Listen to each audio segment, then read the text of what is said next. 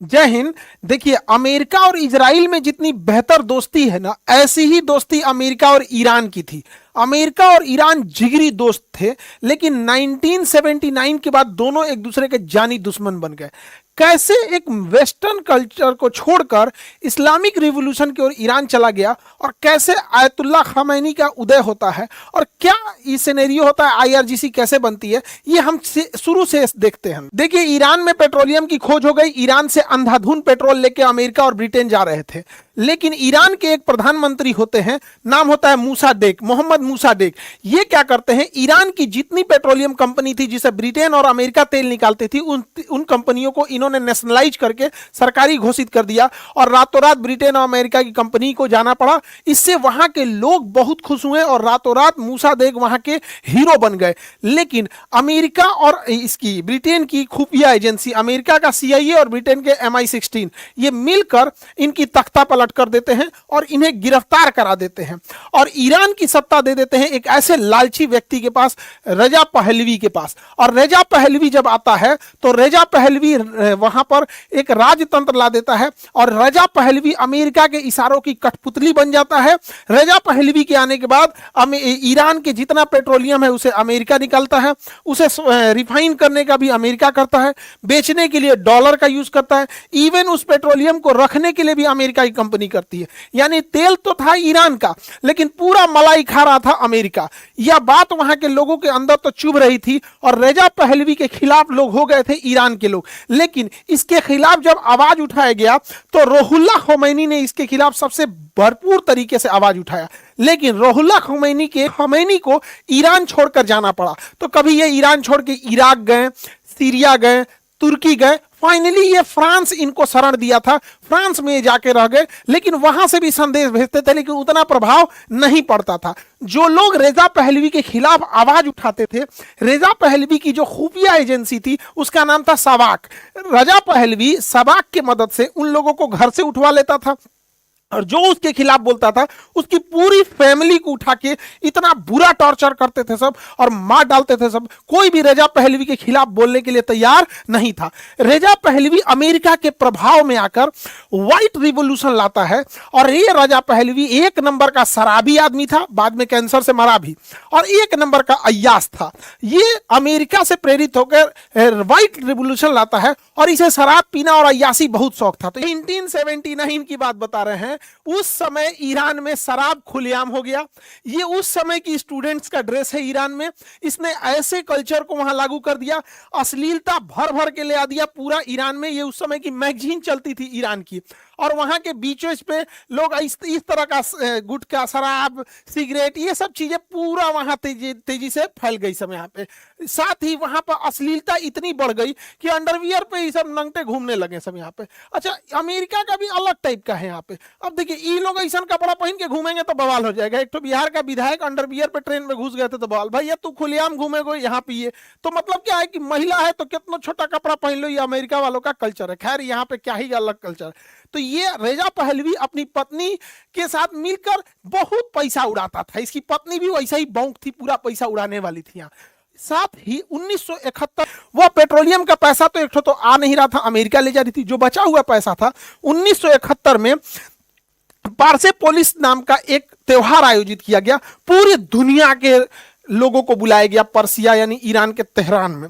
पूरी दुनिया के राजदूतों को, पूरी दुनिया के नेताओं को बुलाया गया, अंधाधुंध पैसा खर्चा किया गया। दुनिया में इसकी आलोचना हुई, भैया इतना खर्चा करने की क्या जरूरत थी। पेरिस में बैठे जो, और जिन्हें ईरान से निकाल दिया गया था, रूहुल्लाह खोमैनी, पूरी भरपूर आवाज उठाएं। मैगजीन के माध्यम से, न्यूज के माध्यम से, पत्रिका के माध्यम से, अपने भाषणों के माध्यम से ईरान के लोगों को संबोधित करते थे।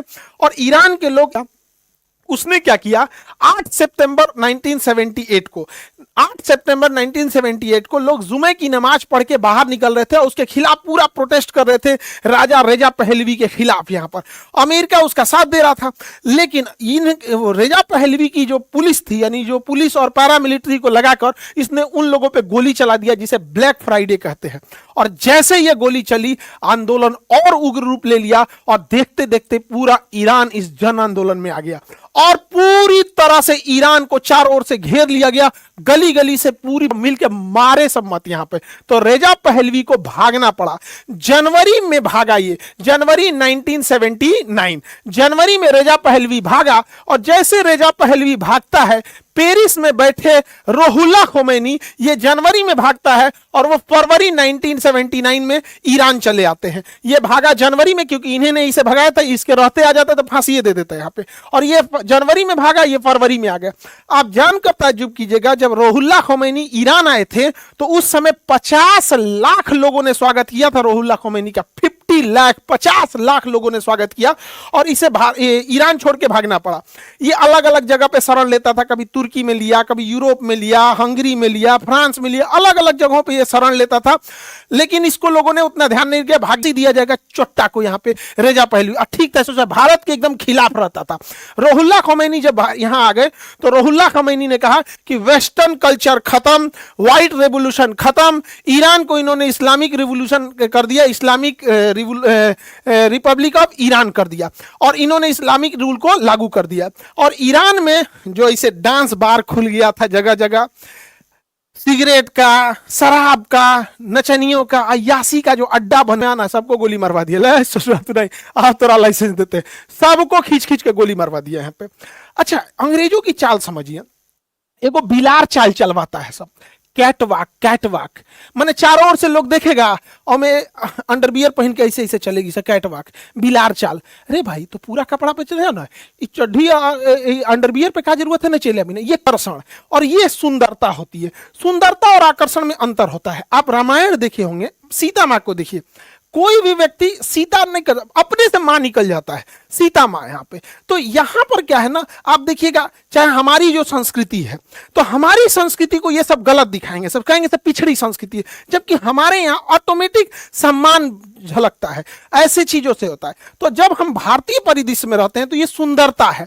और वेस्टर्न कल्चर सुंदरता नहीं, जो सुंदर नहीं रहता है उसे अंग दिखाना पड़ता है, वो आकर्षण होता है। तो वेस्टर्न कल्चर आकर्षण पर फोकस करता है और भारत सुंदरता पे फोकस करता है। तो सुंदरता से सम्मान की नजर से देखा जाता है और इन लोगों को एक सामान के नजर से देखा जाता है। तो ध्यान के नजर से सामान बन के घूमिएगा तो सामान बन के लोग देखेगा यहाँ पे। खैर, अपने टॉपिक पे आते हैं। देखिए, रेजा पहलवी इधर उधर भाग के शरण ले रहा था।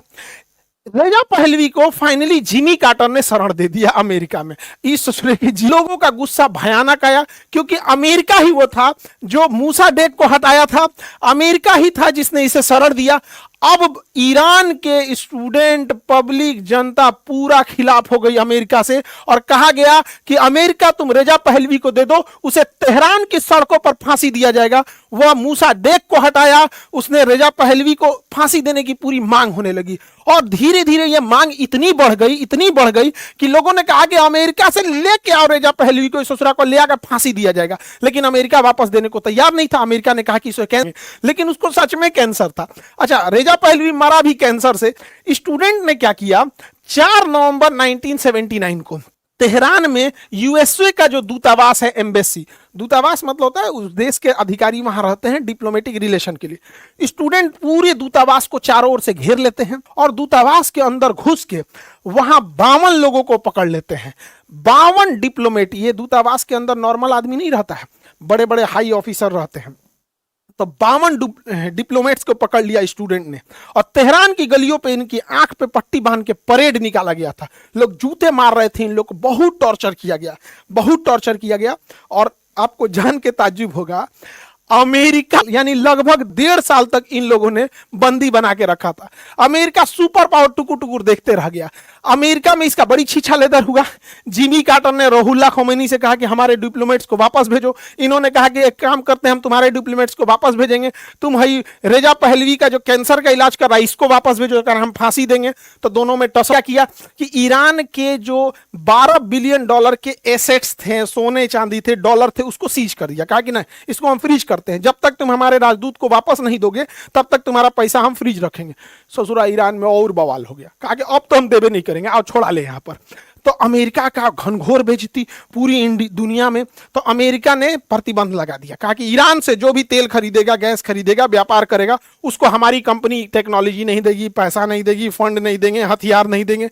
तो अमेरिका ने ईरान को तोड़ना चालू किया और उस समय से लेके 2026 तक ईरान की पूरी अर्थव्यवस्था तोड़ दिया। लेकिन जिमी कार्टर के ऊपर दबाव था कि आप छोड़ाइए इन कैदियों को, हमारे डिप्लोमेट्स को वापस लाइए। मीडिया लगातार जिमी कार्टर से पूछ रही थी। तंग आकर जिमी कार्टर ने ऑपरेशन करता है।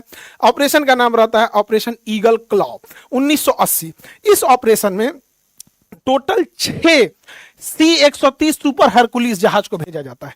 इस जहाज की खासियत ये कहीं उतर सकता है, इसमें चक्का भी होता है और चक्का के नीचे अगर हम लोग इसमें एक तरह का समझिए एक जूता पहना दीजिए, स्लेट पहना देंगे तो ये बर्फ पे भी उतर सकता है, रेगिस्तान में भी उतर सकता है, बालू पे भी उतर सकता है, कच्ची सड़क पे भी उतर सकता है। इसमें धूल गर्दा जाने का टेंशन नहीं, क्योंकि इसमें ना टर्बो प्रोप इंजन होते हैं, विंग्स बाहर होता है तो अंदर कुछ फंसने का झमेला नहीं होता है। तो ये कहीं भी उतर सकता है, तो ये रेगिस्तान में भी उतर सकता है। तो सुपर हरकुलियस मिलिट्री जहाज 6 जहाजों को भेजा गया ऑपरेशन ईगल क्लू में। कुछ में कमांडो थे और कुछ खाली था जो बंधकों को वापस लेके आता। लेकिन याद रखिएगा 6 गो में से 5 गो लौटेगा, एगो उस समय का सबसे एडवांस और बड़ा हेलीकॉप्टर था MH-53 हेलीकॉप्टर। इस चलता फिरता 2 BHK का घर था, बहुत बड़ा हेलीकॉप्टर था, एयर रिफिलिंग कर देता था। 8 भेजा गया, 8 याद रखिएगा, एक को वापस नहीं आने वाला है, एक भी वापस नहीं आएगा। अभी आगे मजा देखते चलिए यहाँ पर। अब इन हेलीकॉप्टर को कैसे ले जाया जाए, तो देखिए हेलीकॉप्टर को ले जाने के लिए तो हम विमान वाहक पोत यूज कर सकते हैं, इस पे हेलीकॉप्टर जा सकती है और किसी भी देश के सामने लग जाएगी। तो इन हेलीकॉप्टरों को USS निमिज पे रखा गया और USS निमिज ईरान के पास आके अपना लंगर डाल के यहाँ खड़ा हो गया। लेकिन ये जो सुपर हरकुलियस विमान थे ये तो इस पे उतर ही नहीं सकते हैं, तो इसको कोई पास का एरिया चाहिए जहां इसे उतारा जाए।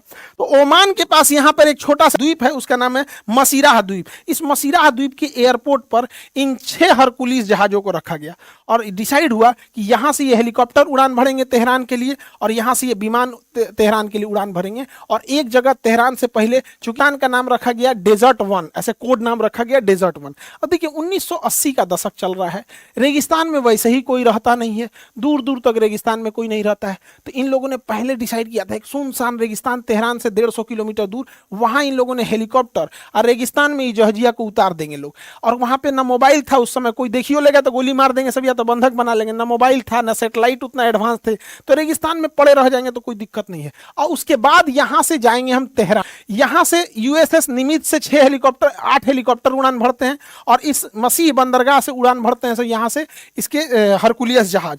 अब ये जहाज लोग जब यहां पहुंच जाता है तो यहां पर CIA क्या करती है, ट्रक लेके खड़ी रहती है, ये फोर्ड ट्रक्स थे यहां पर। ये CIA का प्लान था कि यहां से इन कमांडोज को ले जाएंगे हम तेहरान के लिए, और तेहरान में जो उसके 52 राजदूत बचे हुए हैं सब, जो इनके बंधक बनाए गए हैं डिप्लोमेट, इनको कमांडो जाएंगे और वहां जितने सिक्योरिटी होंगे उनको गोली मार देंगे लोग, और इन बंधकों को उस जीप में बैठा के इसमें, और तेहरान में जब हम इन बंधकों को ले जाएगा CIA छुड़ा के, तो स्टेडियम में हेलीकॉप्टर पहुंच जाएंगे, स्टेडियम में हेलीकॉप्टर पहुंच जाएंगे और हेलीकॉप्टर से फटाफट उन बंधकों को लाद के, और हेलीकॉप्टर तो इतना तेज नहीं भाग सकता है, वो डेजर्ट 1 पे आएगा, डेजर्ट 1 पे, और वहां इन्हें विमान में बढ़ा के उड़ा के लेके चले जाएंगे लोग। ये प्लानिंग चल रही थी, लेकिन हो गया चौपट।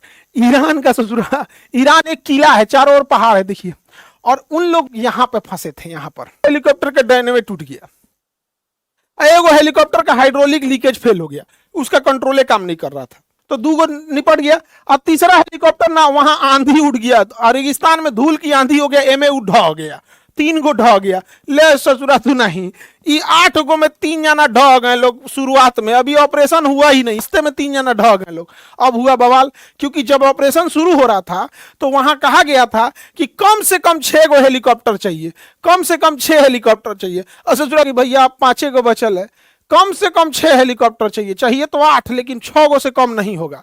तो अमेरिका के कमांडोज ने कहा, उनको फोन किया जिमी कार्टर को, सर हमें ये ऑपरेशन कैंसिल करना पड़ेगा, हमारे 3 जहाज टेक्निकल खराबी से उड़ान नहीं भर पाएंगे हेलीकॉप्टर। तो उन्होंने कहा ठीक है वापस आ जाओ। लेकिन रेगिस्तान में ही तो सुपर हरकुलियस जहाज उतरे थे सब, और 6 गो उतरे थे सब। इसकी सुरक्षा के लिए कमांडो चारों ओर से निगरानी कर रहे थे कि जहाज के पास कोई आ ना जाए। कमांडोज के अंदर एक घबराहट। ये लोग क्या कर रहे थे ना, या हेलीकॉप्टर से कमांडो निकल के जहाज की निगरानी कर रहे थे। इसी बीच हुआ क्या, एक बस जा रही थी, बाराती सबको लेके लौट रही थी, तो ये कमांडोज ने ना बस को घेर लिया, कहा रुक रुक रुक रुक रुक, निकल बाहर निकल बाहर निकल बाहर निकल। सब लोग को बाहर निकल के यहाँ बंधक बना लिया। कहा कि एकनी को अभी यहीं रोकते हैं, बाद में छोड़ देंगे, जब हम लोग चले जाएंगे तो छोड़ देंगे। उस समय ना मोबाइल था ना कुछ, 1980 में कितना टेक्नोलॉजी रहेगा, और वो रेगिस्तान में। उसी के उल्टा डायरेक्शन से एक तेल टैंकर जा रहा था। तो तेल टैंकर जा रहा था और अमेरिकी सोल्जर सब इधर से देख रहा था सब।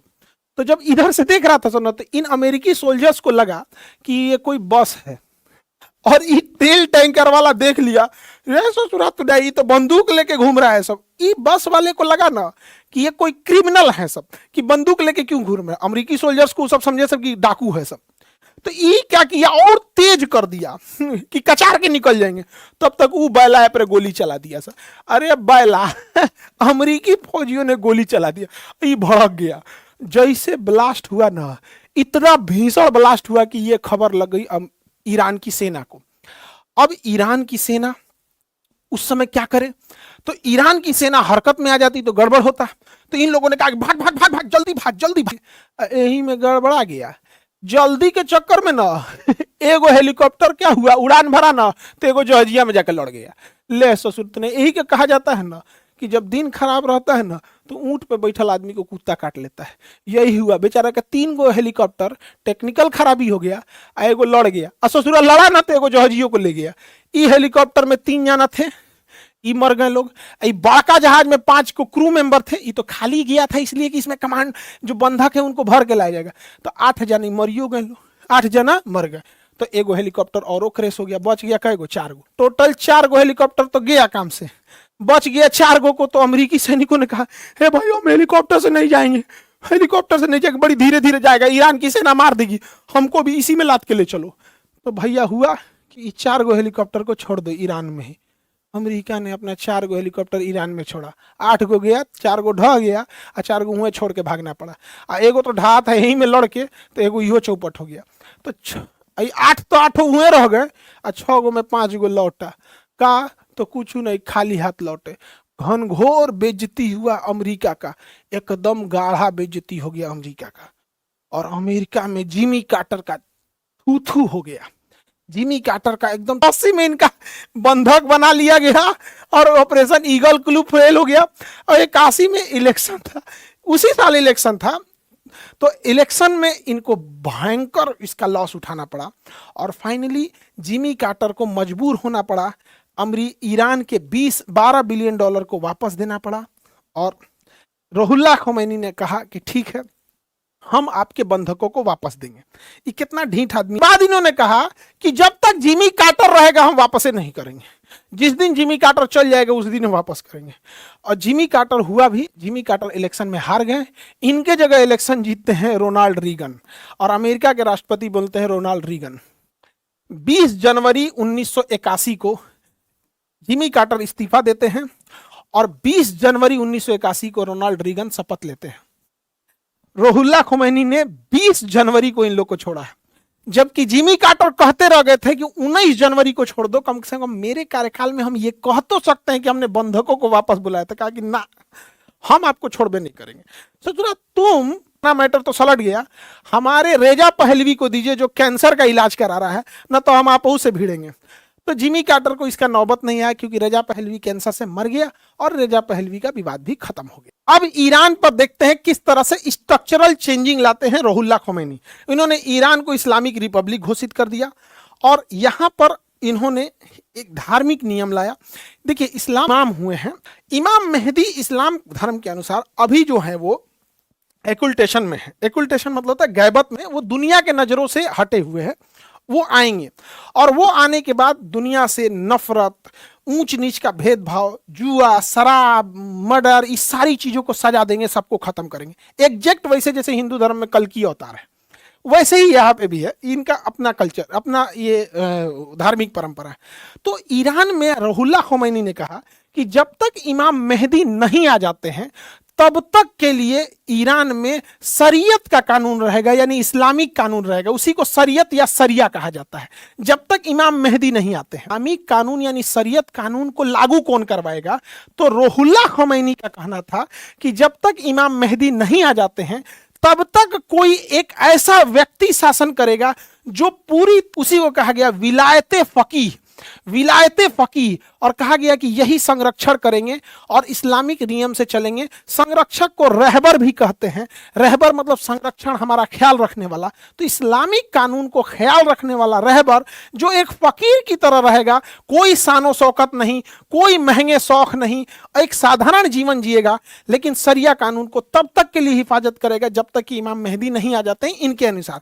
और इसके लिए उन्होंने पहले विलायते फकीह रूहुल्लाह ख़ुमैनी को दिया गया। उसके बाद अली ख़ामेनी आए और अभी तो मुस्तफ़ा ख़ामेनी है जिनको अभी युद्ध चल रहा है। कितना ख़ुमैनी को मारेंगे, फिर एक और ख़ुमैनी आएंगे। ईरान का एक स्ट्रक्चरल है, उसमें ये वाला स्ट्रक्चर गार्डियन ऑफ काउंसिल बहुत अच्छा है। आप इसे समझिए, हम एक एक करके समझाते हैं। हुआ क्या कि सारा पावर जनता को दिया गया वहां के संविधान के अनुसार, और जनता दो चीजों की वोटिंग करती है। अब ध्यान से यहां समझिएगा, बड़ा कॉम्प्लेक्स चीज है। जनता क्या करती है, 8 सालों के लिए, 8 सालों के लिए जनता 86 सिलेक्शन करती है, और इस 46 एक्सपर्ट में जो सबसे हेड होते हैं वो बनते हैं सुप्रीम लीडर, जो सबसे हेड होते हैं। अब ध्यान से समझिए, आप एक ख़ामेनी मारेंगे, 86 में से एक मारेंगे, 85 बचा रहेगा। इसलिए ईरान में युद्ध खत्म नहीं हो रहा। उसको लग रहा था वेनेजुएला है, एक को मार दिए तो सब खत्म। अब गार्डियन काउंसिल उसका इतना इंटेलेक्चुअल चीज है कि गार्डियन काउंसिल में 12 लोग, 6 जज रहेंगे और 6 एक्सपर्ट रहेंगे जो इस 86 में से 6 हैं। अच्छा, इन 86 को चुना कौन था? जनता ने। हर साल इलेक्शन नहीं होता, 8 साल पे एक बार होता है, 8 साल कार्यकाल होता है उन लोग का। अब ये 6 एक्सपर्ट हैं, ये धार्मिक एक्सपर्ट हैं, और ये 6 एक्सपर्ट हैं जज हैं, ये कानूनी एक्सपर्ट हैं। यानी ये 12 लोगों का काम क्या है कि कौन इलेक्शन में उठेगा वह शराबी तो नहीं है, वो मर्डरर या रेपिस्ट तो नहीं है, आप इलेक्शन में खड़े होने लायक हैं कि नहीं है, पहले आपको यह परमिट एंगल चेक हो जाएगा और जज लोग चेक हो जाएंगे। जब ये कहेंगे कि हां अब आप इलेक्शन लड़ सकते हैं, तब ईरान में जाकर इलेक्शन होता है। भारत में भी ऐसा एक काउंसिल होना चाहिए जिसमें भारत के इंटेलेक्चुअल लोग हों, जैसे शंकराचार्य जैसे लोग हों, अब्दुल कलाम जैसे लोग हों, प्रेमानंद महाराज जैसे लोग हों। ये लोग भी सेलेक्ट करें कौन इलेक्शन उठ। अपने यहाँ शराबी, जुआड़ी, मर्डरर, रेपिस्टे ज्यादा उठता है। तो ईरान में इलेक्शन जीतने की बात छोड़िए, आप पर्चा भर के इलेक्शन में खड़े हो पाइएगा कि नहीं, पहले जाके गार्डियन काउंसिल से पूछिए। अब जब खड़े हो जाएंगे तो जनता आपको वोट डालेगी। अब जिसका वोट ज्यादा है वो जाके प्रेसिडेंट बनेगा, और वहां का प्रेसिडेंट का कार्यकाल भारत की तरह 5 साल का नहीं होता है, वहां 4 साल होता है अमेरिका की तरह। हमारा 5 साल वाला ठीक है। तो इस तरह से बनाया गया था ये ईरान के पॉलिटिकल स्ट्रक्चर है। जितने भी decision, national international decision policy, वो ये लेंगे, लेकिन अगर वो धर्म के खिलाफ होगा तो सुप्रीम लीडर उन्हें कैंसिल कर सकते हैं। जब ये इनसे मिलने आएंगे, ये गलत न्यूज बनाती है। जब अमेरिका के कठपुतली रजा पहलवी की सरकार थी, लोग वहां उघारे और नंगटे घूमते थे, तो महिलाओं की लिटरेसी रेशियो 35% थी। आज वहां पर महिलाओं की लिटरेसी रेशियो दुनिया के सबसे बेस्ट लोगों में गिनती होती है, और वहां लगभग 99% है। अब देखिएगा, लिटरेसी रेशियो 2 होता है, एक ओवरऑल लिटरेसी रेशियो जिसमें मेल और फीमेल दोनों आते हैं, एक होता है फीमेल लिटरेसी रेशियो। अब में 2 लोग बहुत बूढ़े हैं जिन्होंने पढ़ाई ही नहीं किया। अब बचे 98 लोगों को आप कितना पढ़ा दीजिए, लिटरेसी रेशियो 100% नहीं आएगा, क्योंकि उन बूढ़ों ने पढ़ाई नहीं किया।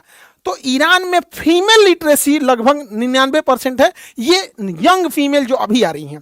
लेकिन ओवरऑल देखेंगे लिटरेसी रेशियो जिसमें मेल भी आएंगे, फीमेल भी आएंगी, और वो बूढ़े लोग जो पढ़ाई ही नहीं किए थे तो कंटिन्यू इसमें आएंगे। तो उस हिसाब से 90% लिटरेसी रेशियो है। कोनो उल्टा सीधा वीडियो बना देंगे, अश्लील वीडियो बना देंगे, उघारे नाच देंगे, चलबे करेगा टिकटॉक पे, तो इंस्टाग्राम पे, तो उन लोग का अलग लेवल का चलता है।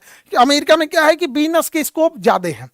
इसके अलावा एक सबसे बड़ा एग्जाम्पल क्या है कि अमेरिका को अपनी पहली महिला उपराष्ट्रपति देने में 2021 आ गया। 2021 से पहले अमेरिका में एक भी महिला उपराष्ट्रपति नहीं थी, कमला हैरिसन बनी। अभी ईरान में देखिए, ईरान की पहली महिला उपराष्ट्रपति 1997 में ही बन गई थी। ये भैया, अमेरिका में महिलाओं की स्थिति इतना अच्छा है तो आपको 2021 आ गया हो? आई सब तो 1997 में ही बन गए थे। देखिए, रोहुल्ला खोमैनी ने 1979 में जब सत्ता लिया तो उस समय आर्मी में चेंज करना बहुत जरूरी था। तो 1979 से पहले जो ईरान की रेगुलर आर्मी थी वो राजा के अंडर में थी। तो खोमैनी को लगा कि वो राजा के वफादार हैं, हमारे लिए काम करेंगे कि नहीं करेंगे।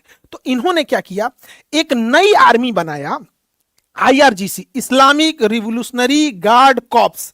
इस्लामिक, ईरान की मेन आर्मी आईआरजीसी है।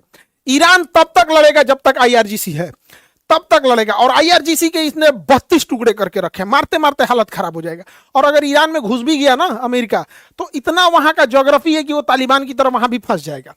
अब पुरानी आर्मी का क्या हुआ, तो पुरानी आर्मी को बॉर्डर सेफ्टी दे दिया गया, इंटरनल सिक्योरिटी दे दिया गया, ये सब चीजों को दे दिया गया। मेन वहां पर आईआरजीसी आ गई, तो आर्मी का स्ट्रक्चर भी चेंज किया गया। पॉलिटिकल स्ट्रक्चर बताएं, मिलिट्री स्ट्रक्चर है आईआरजीसी। आईआरजीसी में जो रेगुलर सबसे बड़ी ताकत क्या है, आईआरजीसी के पास स्वयं सेवक हैं जो अपने से बिना सैलरी जान देने को तैयार है। उन्हें ह्यूमन वेब कहा जाता है या बासिज कहते हैं।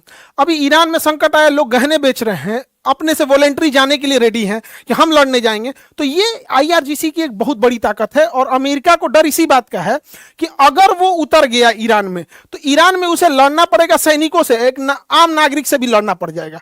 तो अमेरिकी सैनिक जो है ना, ग्राउंड की लड़ाई में उतना माहिर नहीं है। इनके पास टेक्नोलॉजी है, ऊपर से बम गिरा देंगे, ये गिरा देंगे। उतरे तो थे अफगानिस्तान में, 20 साल मारा, भाग के गए लोग। उतरे तो थे वियतनाम में, मार के भगा दिया, कोरिया में मार के भगा दिया। इससे जो उनको समझे में आओ ना, भारत में अमेरिका के सैनिक को चैलेंज करते हैं, सियाचिन में 6 महीना बैठ के दिखा दो ना।